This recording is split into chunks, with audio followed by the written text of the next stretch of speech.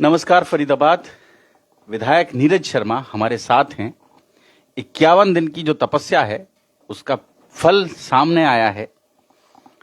200 करोड़ रुपए का जो घोटाला हुआ नगर निगम में, उसके मुख्य आरोपी दौलत राम भास्कर की गिरफ्तारी हुई है और आज कोर्ट में भी पेश किया गया है।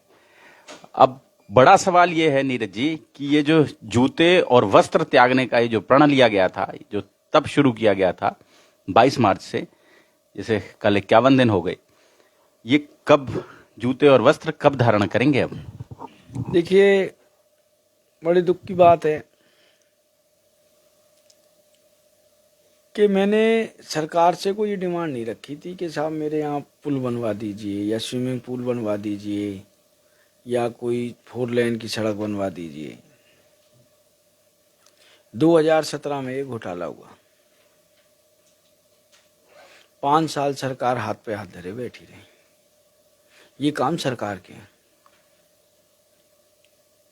आपने चेक बैलेंस के लिए इतने पैसे रख रखे हैं, ठेकेदारों को कैंसर हो जाए बेचारों को, उनके बच्चों को पेमेंट नहीं मिल पाती। इस नगर निगम में हर महीने नगर निगम के कर्मचारी हड़ताल पे बैठते हैं कि हमारी तनख्वाह टाइम पे दे दो।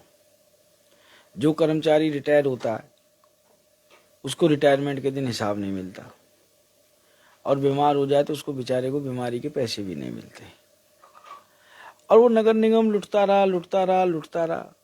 600-700 रुपये का सीवरेज का ढक्कन आता है, जिसके ना होने की वजह से मैं समझता हूँ पिछले 5 साल में 10 से ज्यादा बच्चे शहीद हो गए हमारे। ठीक है, कार्रवाई की है, पर मैं इससे बहुत ज्यादा संतुष्ट नहीं हूं।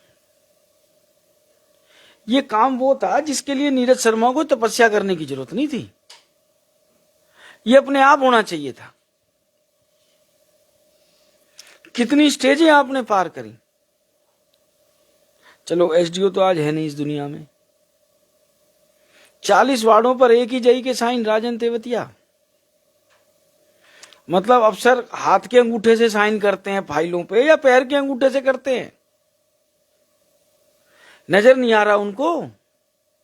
एडमिनिस्ट्रेटिव अप्रूवल जाती है फाइल की, टेक्निकल अप्रूवल जाती है, फाइनल अप्रूवल जाती है। फाइनेंस कमेटी भी है नीरज जी। वहां तक तो मैं आऊंगा, बाद की बात है। आपने ध्यान नहीं दिया। देश धकाधक ऐसा इन सब कामों में क्या लाल लटक रहा था। रिकॉर्ड रूम जल गया हमारा। और ये 200 करोड़ कहना बंद करिए साहब। 5 साल में लगभग 13,500 करोड़ का बजट पास किया है नगर निगम ने, और लोकल बॉडी का पैसा अलग है। 13,500 करोड़ में आधा ही पैसा तो होगा जो तनख्वाहों का होगा। 6,500 करोड़ बाकी तो विकास का है कहां विकास फरीदाबाद में। आज हम विधायक हैं, हमारी ये औकात नहीं कि चाहे आदमी 2 महीने से प्यासा मर रहा हो, हम एक 3 लाख रुपए का ट्यूबवेल लगा दें। ट्यूबवेल तो बहुत दूर की बात है साहब, 10 सीवरेज के ढक्कन नहीं बदलवा सकते। लाइट का घोटाला अलग, हाई मास का घोटाला अलग, सीवरेज की सफाई का घोटाला अलग। ये पिछले 5-7 साल में कम से कम जनता का 2,500-3 हजार करोड़ पी गए।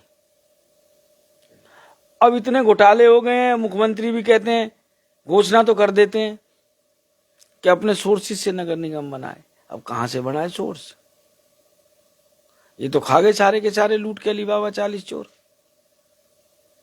और सरकार मौन बैठी रही, आंखों पे पट्टी बांधी रही।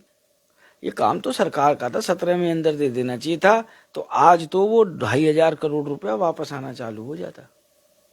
खाली भास्कर की गिरफ्तारी से कुछ नहीं होगा।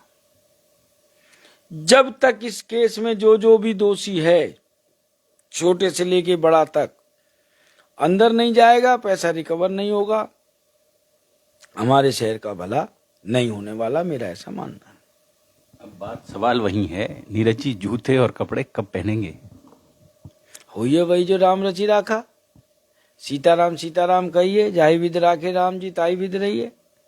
हालांकि कल हमारे टीम पंडित जी ने प्रोग्राम बनाया, मतलब मेरे को तो इतनी तकलीफ नहीं है, मैं आपको सच्ची बात बताऊं, पर जो हमारे टीम पंडित जी के सदस्य हैं, जो हमारे पिता तुल्य हैं, और टीम पंडित जी जिसका पूरा कंट्रोल रहता है मेरे ऊपर, वो तो सुबह 8 बजे घर पे आ गई पूरी की पूरी, क्योंकि मेरा सरकार से तो बिल्कुल विश्वास उठ गया था, भ्रष्टाचार के खिलाफ कार्रवाई करेगी। तो मैंने 5-6 दिन पहले प्रभु श्री राम जी की अर्जी लगाई।